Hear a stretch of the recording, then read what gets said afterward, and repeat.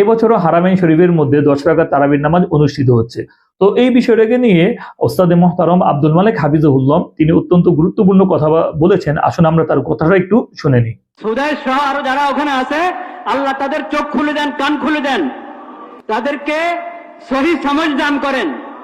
সাহাবায়ে কেরামের জমানা থেকে যে ইতিহাস চলে আসছে, যে ঐতিহ্য চলে এসেছে, যে অনুসৃত আমল চলে এসেছে, সেটার বিরুদ্ধে 10 রাকাত পড়ছ, আর তোমাদেরকে দিয়ে দলিল দেয় মানুষ।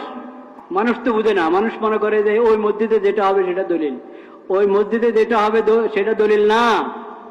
দলিল হলো কোরআন, দলিল হলো হাদিস, দলিল হলো ইসলামী শরীয়ত। মসজিদ হারামের মিম্বর মেহরাব থেকে যদি কেউ কোনো সময় গলত কথা বলে, ভুল কথা বলে, সেটা কখনো শরীয়ত হবে না।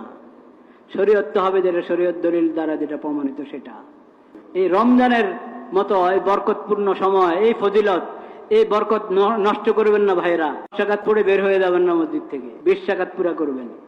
হারামাইনের কর্তৃপক্ষ যারা আছে তারা দাবি করতে যাচ্ছে যে যারা ওমরা করতে আসছে তাদের ভিড় যেন কম হয় এবং মসজিদ যাতে করে খুব ভালোভাবে পরিষ্কার পরিচ্ছন্ন রাখা যায়।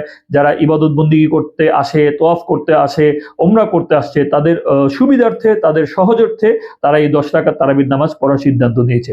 অথচ এই বিষয়টা সাহাবায়ে কেরাম থেকে আজ অবধি হারামাইন শরীফের মধ্যে 20 রাকাত তারাবির নামাজ অনুষ্ঠিত হয়ে আসছিল।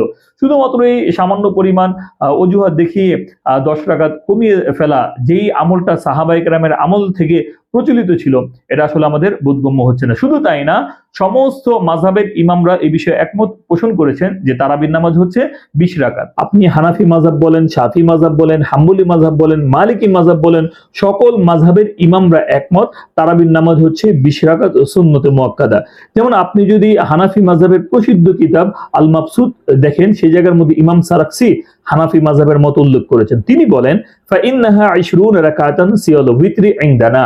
আমাদের হানাফি মাযহাব মতে বিতরের নামাজ ব্যতীত তারাবির নামাজ হচ্ছে 20 রাকাত। তাছাড়া আপনি ইবনে কুদামা হাম্বলি, যিনি হাম্বলি মাযহাবের বিশাল বড় একজন ইমাম, আল মুগনির প্রথম খণ্ডের 457 নম্বর পৃষ্ঠার মধ্যে উনি বলেন আল মুখতার ইনদা আবি আব্দুল্লাহ ইয়ানি আল ইমাম আহমদ রাহিমাহুল্লাহ ফিহা 20 রাকাতান ওয়া বিহাদা ক্বালা সুরি ওয়া আবু হানিফাতা ওয়া শাফিঈ। তো ইমাম ইবনে কুদামা উনি বলেন আমাদের ইমাম আহমদ ইবনে হাম্বল রাহিমাহুল্লাহর মাযহাব হচ্ছে 20 রাকাত তারাবির নামাজ আদায় করতে হবে। এছাড়া ইমাম নববী, যিনি শাফি মাযহাবের একজন বিশাল বড় ইমাম, উনি বলেন সালাতুত তারাবিহ সুন্নাতুন বিইজমাইল উলামা। তারাবির নামাজ এটা হচ্ছে সুন্নত, সমস্ত ইমামরা এই ব্যাপারে একমত। ওয়া মাযহাবুনা আন্নাহা 20 রাকাতান বি10 তাসলিমাতিন।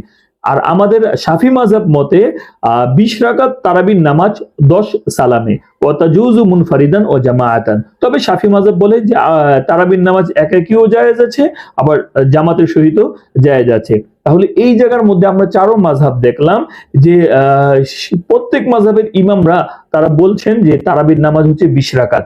তাহলে এই জায়গার মধ্যে 20 রাকাত সমস্ত ইমামরা ঐক্যমত পোষণ করেছে।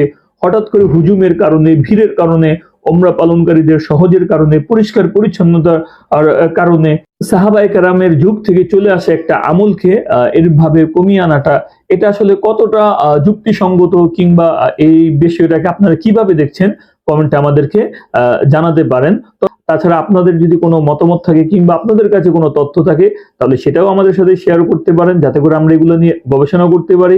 আর ভিডিওটি ভালো লাগলে অবশ্যই লাইক, কমেন্ট, শেয়ার করবেন। সেই পর্যন্ত সকলে ভালো থাকবেন, সুস্থ থাকবেন। আসসালামু আলাইকুম ওয়া রাহমাতুল্লাহ।